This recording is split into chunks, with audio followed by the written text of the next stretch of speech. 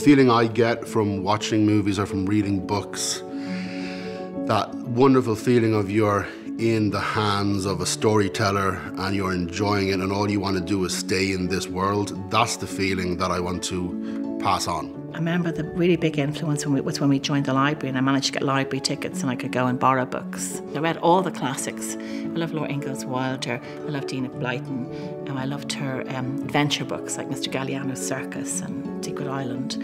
So my head was always full of these visions and stories and pictures. I loved the C.S. Lewis Narnia books.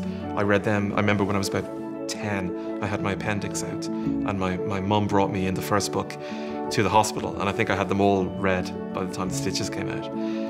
I loved Charles Dickens. I got into him quite early and I particularly liked the books about orphans, which I think reflects in what I do. You know, Oliver Twist, Nicholas Nickleby, David Copperfield, those kind of books were ones I liked a lot. I would have read a lot of crime and mystery and then classics like Moby Dick or Treasure Island or Masterman Ready, a lot of seafaring stuff actually. Tolkien, of course, C.S. Lewis, but I read Hardy Boys as well and Roald Dahl for a while. So there's a real mix of stuff. I think if Roald Dahl had written Lord of the Rings, you might well have had the perfect book.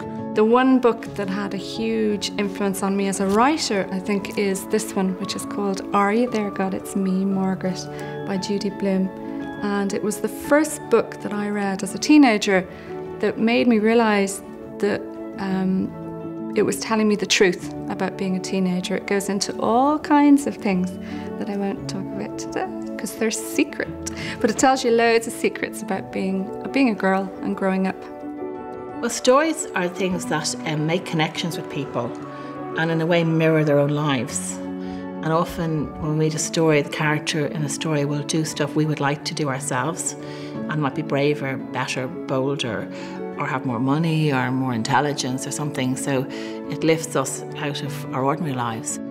A story is a way of giving shape to the massive chaos that's inside your brain. You know, it's a way of getting something across. It's a way of not just expressing, but passing on thoughts. And they're fake in a way. They're not real because they have a beginning, middle, and end. They normally have a resolution of some kind. Because we're not trying to reflect reality, we're reflecting our experience of reality, I think.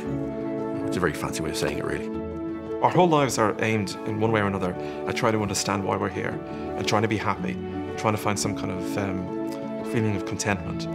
And that's what stories do. They show us different lives, different people's stories, their adventures, the things that happen to them that make their lives content at the end, happy at the end, or sad at the end. They show us how to be better. They show us what we do that's terrible.